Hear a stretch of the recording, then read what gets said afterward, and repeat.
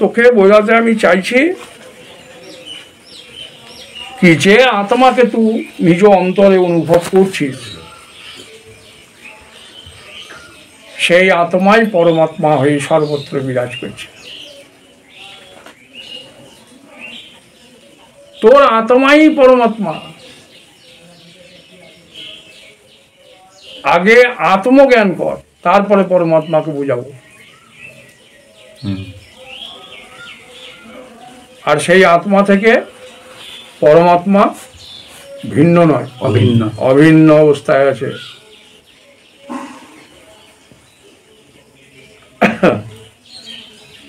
এই জন্য আর ব্যাপারটা কি জানো তো, এই সত্যটা বলার ভাষা কাউরিরই হবে না, দেখানো যাচ্ছে না তো। সত্য বলার ভাষা আমার নাই। ভাষা আছে সংসারের জন্য। যখন এই আত্মতত্ত্বের বিশ্লেষণ করি তখন অহংকারের মুখোশ পরেই বলতে হয়েছে আমি তো বহুত নিচে নেমে, সেই জন্য যা বলছি সব ঝুট। সত্য বলার ভাষা নাই,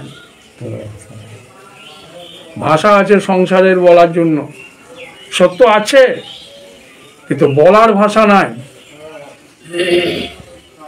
যেখানে সত্য আছে সেখানে ভাষা নাই, আর যেখানে ভাষা আছে সেখানে সত্য নাই। তাহলে উপায় একটাই,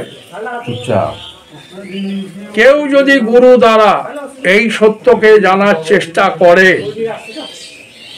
সে কিন্তু পুরাটাই পাবে, ও আধা লয়।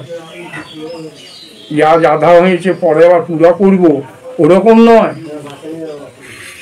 যখন পাবে তখন পুরাটাই পাবে। কেন বলতো? বস্তুটা অখণ্ড। আপনি যা পেয়েছেন সেটা পেয়ে যাবেন। বড় আশ্চর্যের জায়গা।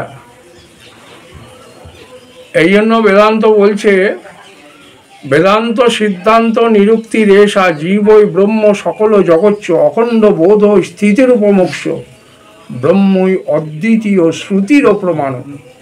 এ প্রমাণ শ্রুতি, শ্রুতি শত প্রমাণা, শ্রুতি শত প্রমাণা, শ্রুতি শত প্রমাণা। হ্যাঁ, এইসব। আর যখন বলবো কি সেই সাক্ষী আর সেই ব্রহ্ম তু, এখানে গড়বড় লিচু, ওখানে মানতে পারছি না। শোনার সময় শুনে লিচু, বুঝে লিছি, বাড়ি গিয়ে গড়বড় হয়ে গেছে। কোনো মাটি, কোনো দেওয়াল, কোনো হাঁড়ি, পাতনা, কলসি, কুজো, দেওয়াল যদি মাটির সঙ্গে একবার পরিচয় হয় তো নিজে কি হবে বল? মাটি। আর ওর সামনে যতগুলো থাকবে সেগুলা কি হবে? হাঁড়ি, পাতনা, কলসি, কুজো, দেওয়াল, এরা যদি মাটির সঙ্গে, এদের ভেতরে কেউ একজন যদি মাটির সঙ্গে পরিচয় হয়ে যায় তো নিজে কি হবে? মাটি। মাটি হবে। আর ওর সামনে যতগুলা দেখবে সেগুলা কি হবে? মাটি। মাটি। কারেক্ট। আর অন্য কিছু দেখতে পাবে না। আর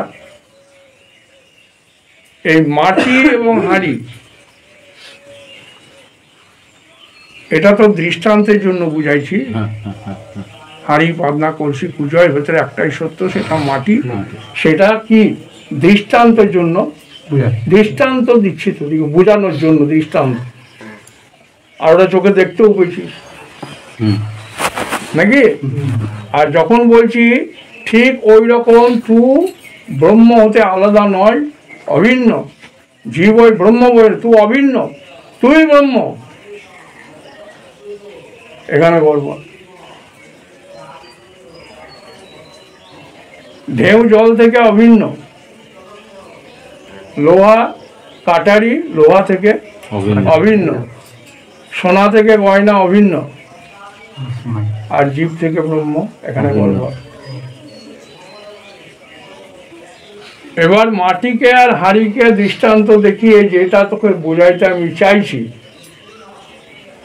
ওখানে তুই জিরো। এত শোনার পর আমরা যে সৎসঙ্গটা করছি, এই সৎসঙ্গটা হচ্ছে আত্ম সাক্ষাৎ। এটা নলেজের উপর। আমাদের সৎসঙ্গতে খাওয়া পড়ার অভাব মেটানোর সৎসঙ্গ করছি, টাকা পয়সা বাড়ি গাড়ি করার সৎসঙ্গ করছি, রোগ ব্যাধি জ্বালা যন্ত্রণা সৎসঙ্গ করলে হারিয়ে যাবে সে সৎসঙ্গ করছি। সৎসঙ্গ করছি এই সমস্ত যে প্রবলেম আমার আছে, এই বোঝাটা যদি আমি বুঝতে পারি তাহলে এই সমস্যা হয় না। অনেকে হয়তো ভাবছে যে এই সৎসঙ্গ করে আমি হয়তো আমার রোগ নিরাময় করবো, তা কিন্তু হবে না। সৎসঙ্গ করে যদি রোগ নিরাময় হতো তাহলে ডাক্তার কবিরাজের আর দরকার হতো না। সৎসঙ্গ করে যদি আমার খিদা মিটে যেত তাহলে খাওয়া পড়ার ব্যবস্থা আমাকে করতে হতো না। হ্যাঁ, এটা যেন মাথায় না ঢুকে যায় যে সৎসঙ্গ করছি মানে আমার আর রোগ হবে না, সৎসঙ্গ করছি মানে আমার আর খিদা লাগবে না, সৎসঙ্গ করছি মানে আমার আর বাড়িতে কোনো সমস্যা থাকবে না। এইগুলো থাকবে, কিন্তু এই বোঝাটা অর্থাৎ গুরুর যে জ্ঞান, সেই জ্ঞানটা যদি আমার মাথায় ঢুকে যায় তো এই সমস্যা আর থাকবে না। বড় এই জায়গাটা ম্যাজিক্যালি জায়গা। হ্যাঁ, তাহলে তোমার এখন প্রশ্ন হবে তাহলে যাদের জ্ঞান হয়েছে তারা তাদের খাওয়া পড়া তাদের ছিল নাকি? গুরুরও খাওয়া পড়া আছে, রোগ ব্যাধি আছে, জ্বালা যন্ত্রণা আছে, হ্যাঁ, শীত গ্রীষ্ম অনুভব হচ্ছে, শীতের সময় তাহলে তাকে গায়ে কম্বল লাগতো না, তাহলে এগুলো কেন লাগছে? ওর তো জ্ঞান হয়েছে, আমাদের নাই হয়নি। কিন্তু যার জ্ঞান হয়েছে, কোন মহাপুরুষ বলো অবতার পুরুষ বলো, তাদেরও এগুলা প্রয়োজন পড়েছে নাকি?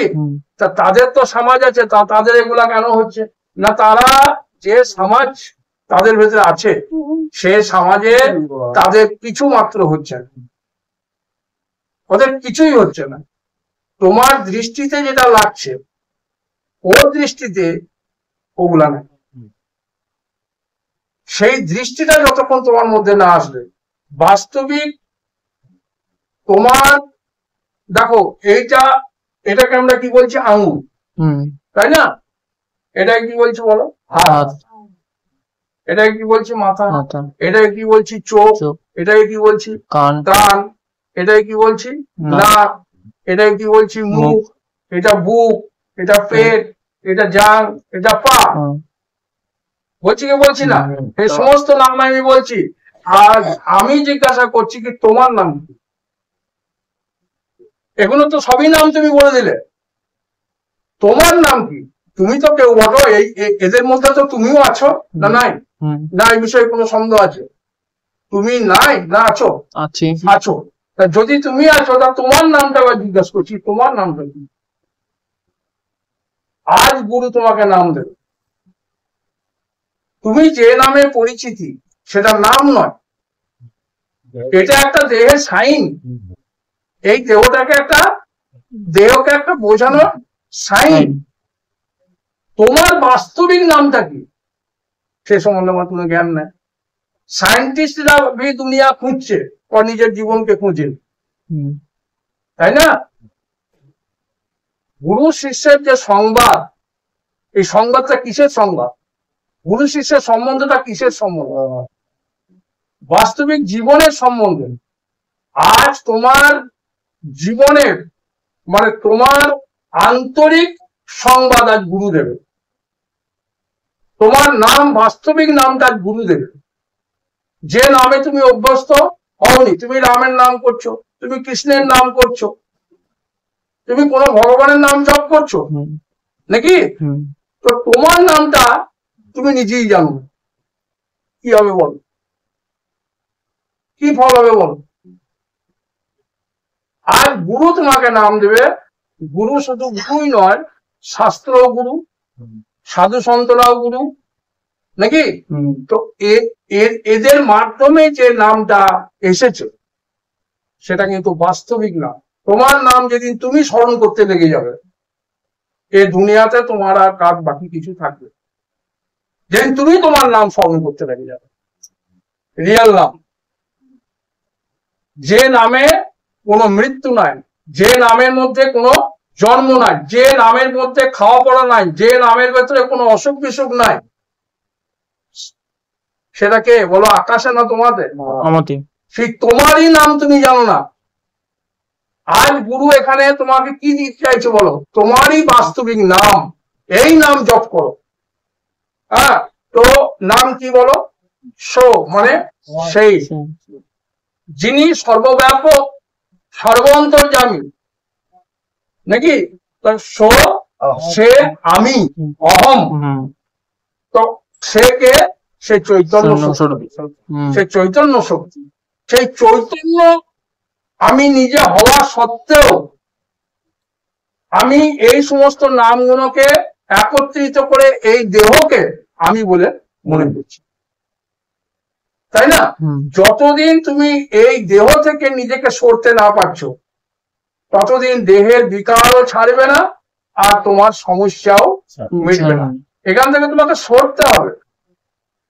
অর্থাৎ তুমি তোমার জায়গাতে, তোমার সিটে যতক্ষণ তুমি না বসছো, যে সিটে অবিরাম আনন্দ,